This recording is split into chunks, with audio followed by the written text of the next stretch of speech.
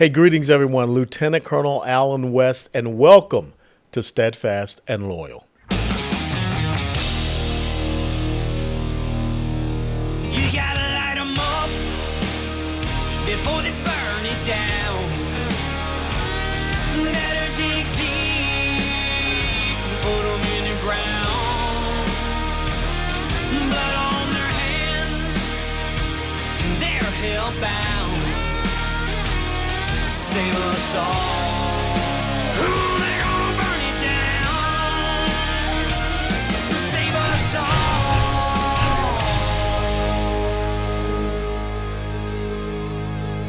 before they burn it down.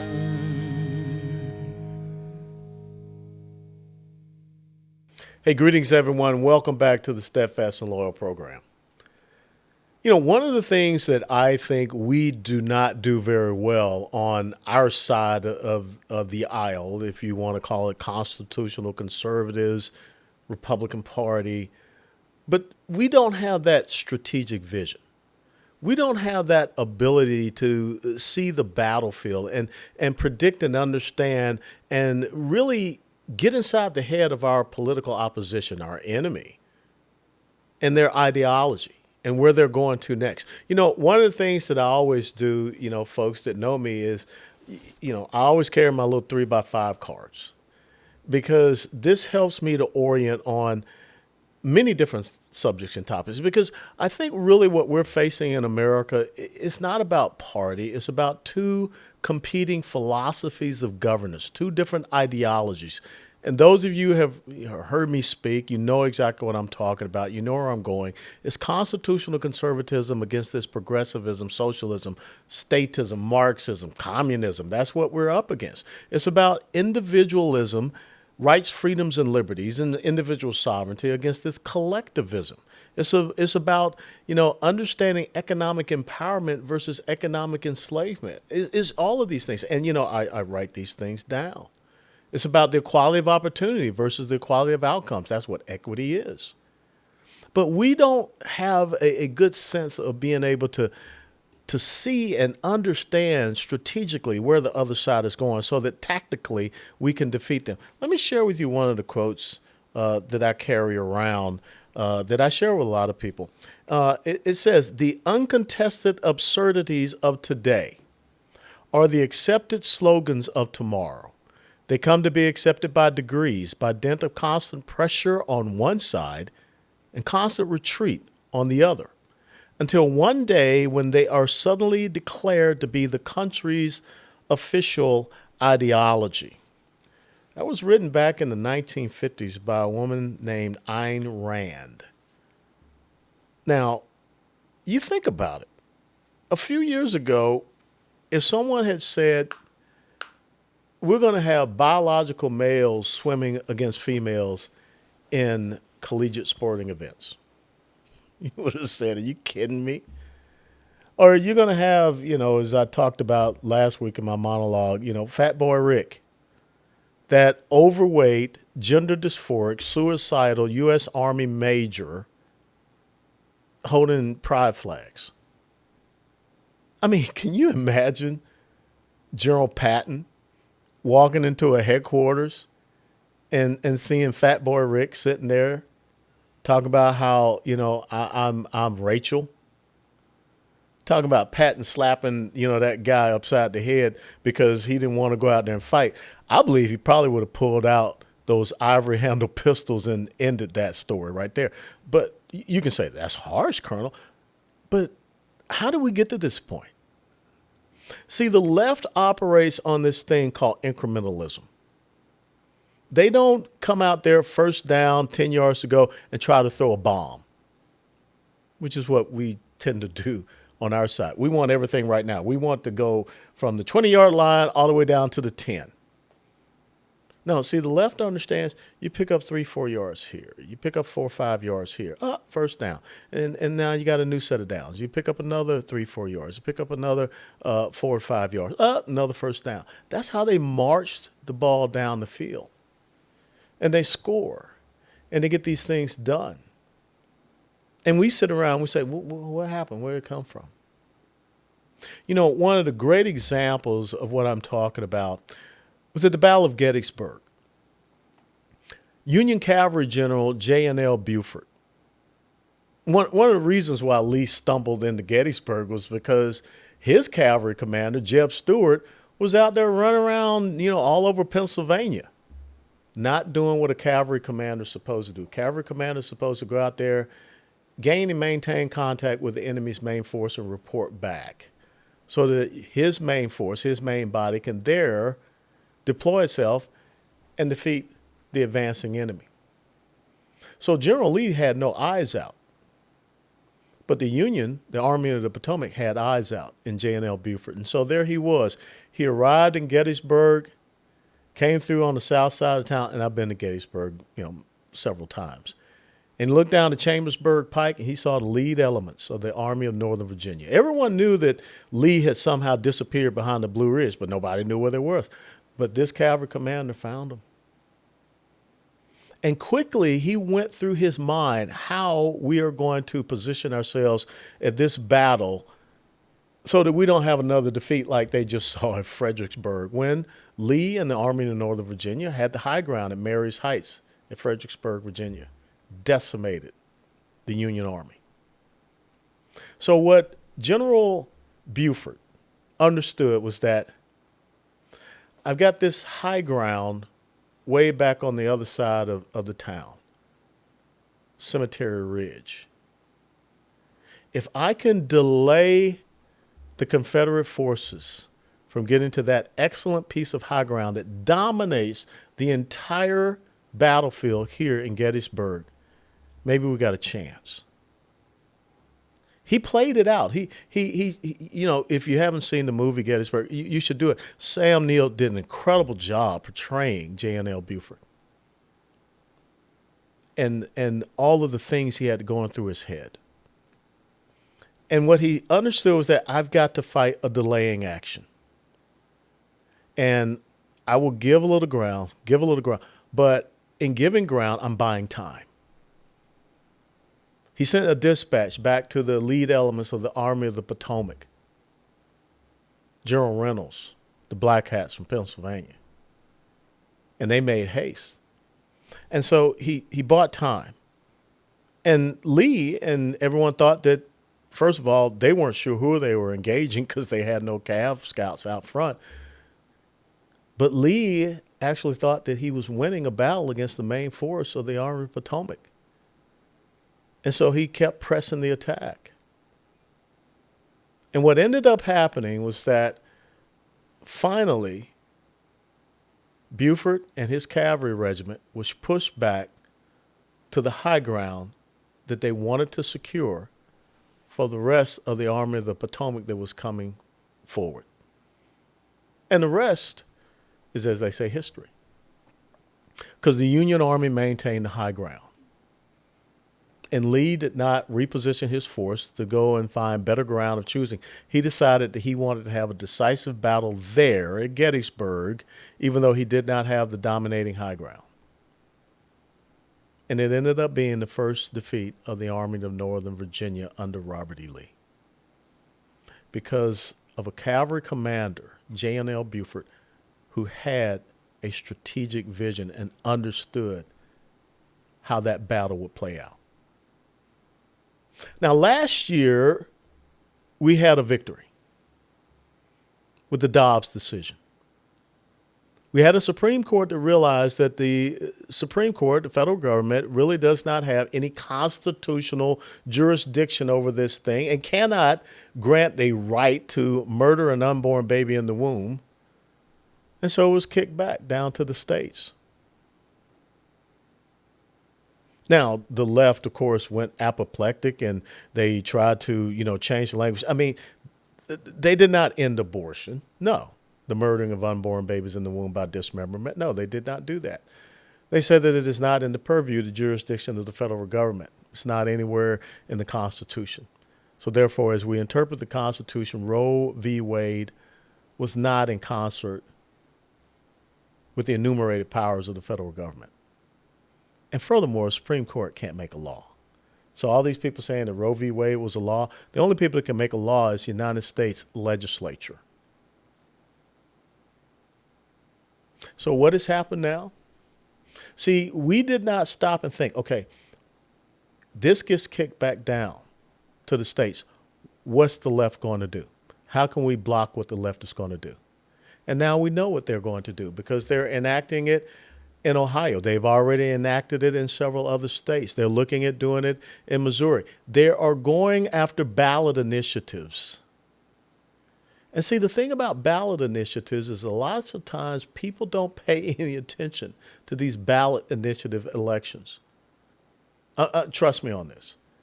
Now, people can go out and tell you, Donald Trump's running for president. They can't tell you about who their city council member is. We're starting to understand how important school boards elections are. And then those of you that know me, you know that I've always said the most important elected position in the United States of America is school board. Now we understand why school board is so important. And now we're getting involved in school board elections. So we were late to the party, but at least we showed up to the party. And the left doesn't like the fact that we showed up. But we have to be vigilant. We have to be resolute. We have to be relentless to continue to try to win these school board elections. County commission elections, so important. Election procedures and processes are done at the county level. Constitutional sheriffs. We need to be involved in sheriff elections because we need to have constitutional sheriffs out there that are doing the right thing. So that a governor like Governor Pritzker up in Illinois who can come down and say, we're going to take these weapons. Sheriffs can stand up and say, I'm not going to uphold that law because it's unconstitutional. Or we're going to give illegals driver's license. Hey, down in my county, we're not going to allow that to happen. Okay, if we believe that you're illegal and you have, no, not going to do it.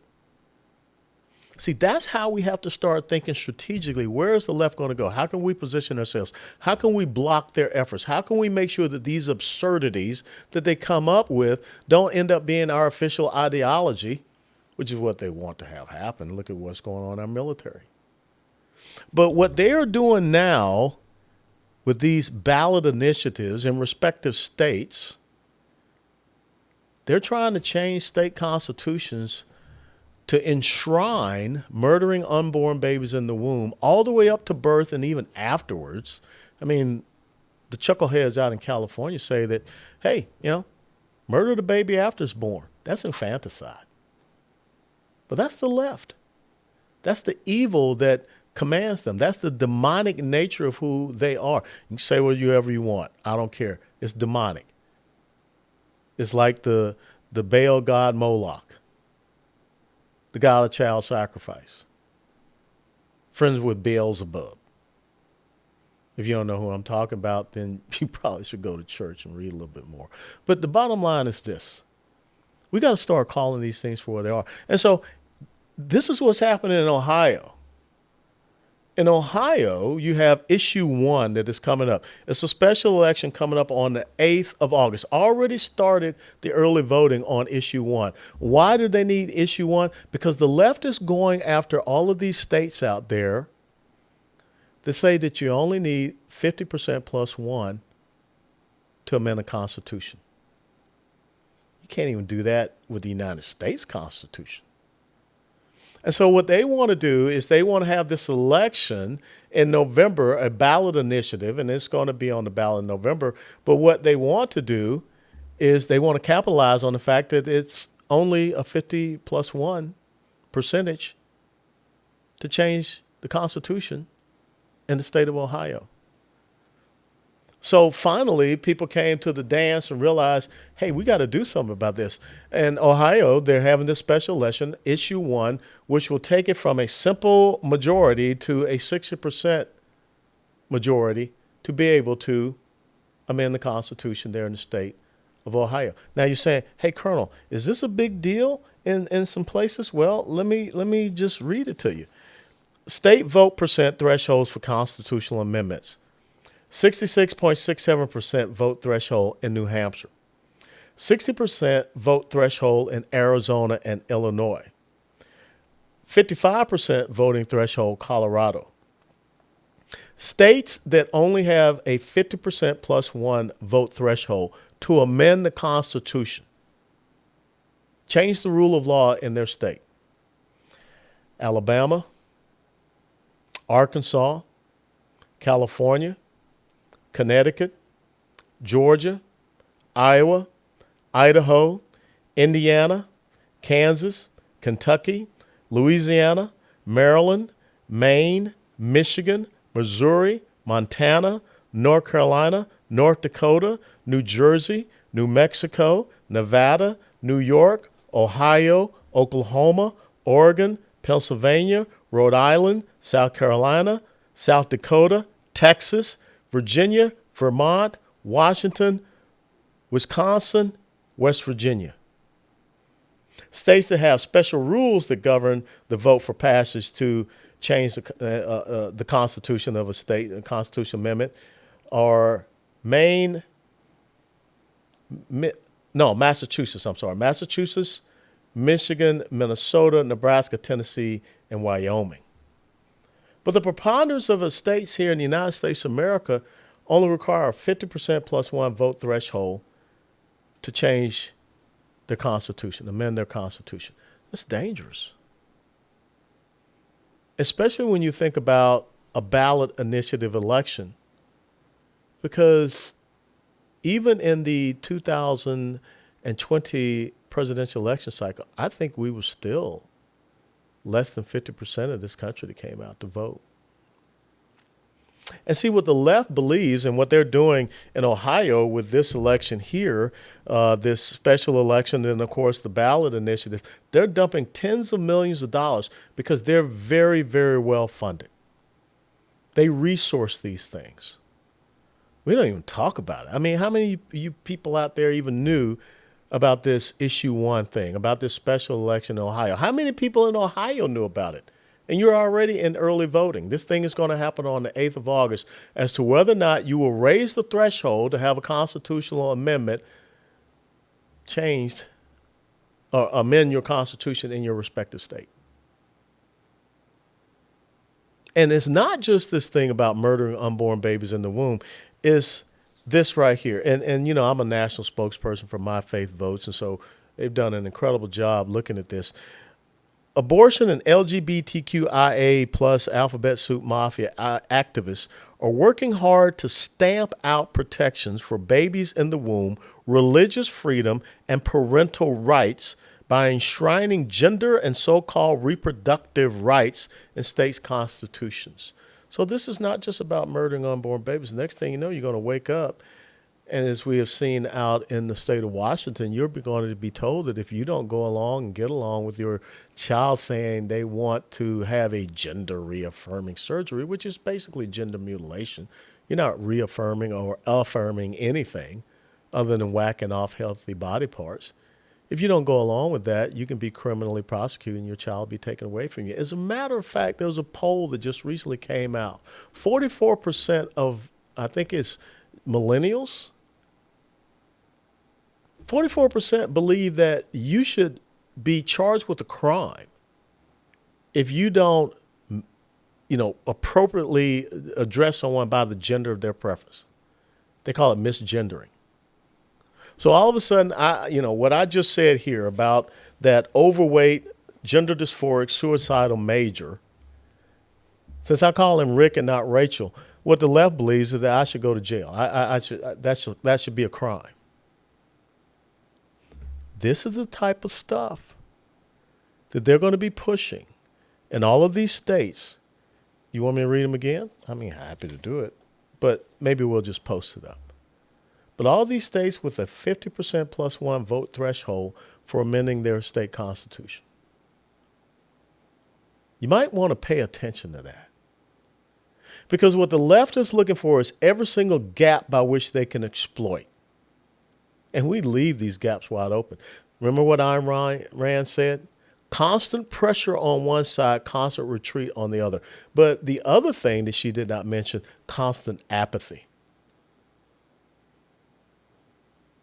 Now, there's a whole bunch of pastors out there shouting hallelujah and everything like that. Last time I checked, Deuteronomy 30:19, the Lord gave us a very simple choice. Life or death. He said, choose life so that you and your future generations, your descendants shall live. Where are the churches? Where are the pastors? You know, I was supposed to go up to Cleveland, Ohio, to rally people on this issue about issue one up there, this special election on the 8th of August. My Faith Votes was going to sponsor it. Had to cancel the trip. Lack of participation. See, that's what's going to kill us here in the United States of America. Because the left is constantly thinking about what they can do, constantly looking at the evil they can perpetuate upon us here in this country based upon their deranged, delusional, demonic, demented, dangerous ideological agenda. And we sit around kind of like, what was the little blue people, the Smurfs? Da, da, da, da, da, da, da, da, da, da, da. And the next thing you know, we say, oops, what happened?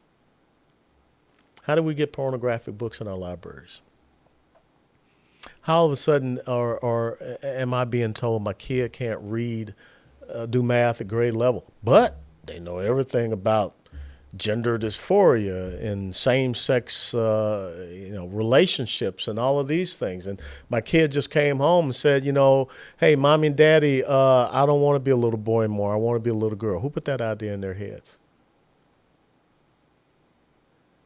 Because of the apathy that we show.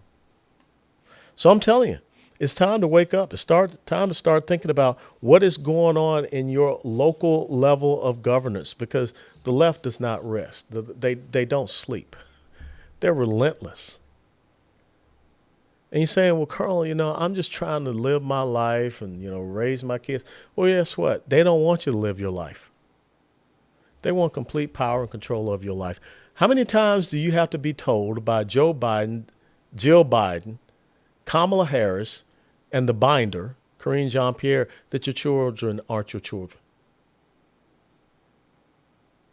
That's what they're saying here, is that in these respective states, they're going to start looking at how they can make the decision about children living and dying, mostly dying,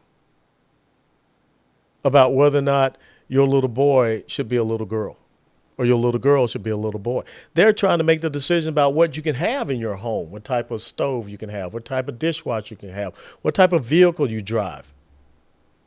See, that's what happens with their constant pressure and our constant retreat and our constant apathy. So I'm telling you, go and find out what the threshold is in your respective state to amend your state constitution. Because the left knows. And oh, by the way, you really want to know what happened in the 2020 election? Eric Holder told us. The left told us. You can go back to Time magazine. You can read the article. How coronavirus should permanently change elections in the United States of America. That's how bold they are. That's how they can go out and say your children aren't your children. They belong to us. We're going to decide if they can live. We're going to decide when they die. Maybe they die before they even given birth to. We're going to decide even if they can be a little boy or a little girl. Eric Holder came out and said, unsolicited mail-in ballots. That's the ticket. That's the bomb. So here we were, there like J&L Buford, looking down the Chambersburg Pike, seeing the Army of Northern Virginia coming. And we did nothing. We surrendered. We knew their battle plan. If we don't start having strategic vision on our side, if we keep on with the same old shenanigans and antics, people going back and forth and talking about all these things, if we don't have a better educated and informed group of constitutional conservatives, they're going to continue to outmaneuver us. I mean, I hadn't heard anyone from the RNC talk about this. I don't know what they're doing. I know, they go out and they raise a lot of money, because they got to keep them political consultants and the elitist donor class happy. And the elitist donor class, they really don't care. You guys shouldn't talk about this issue about murdering unborn babies. Who cares about that? That's a divisive issue. Or they say that's a divisive issue. I got to stand up for the number one inalienable right of an American citizen, and that's life, born and unborn. Let's start figuring out the battle plan, the strategy, the game plan of the progressive socialist leftists, the Marxists, the communists, the statists, the atheists, the agnostics, all of them that do not believe in the simple fundamentals and principles of this constitutional republic.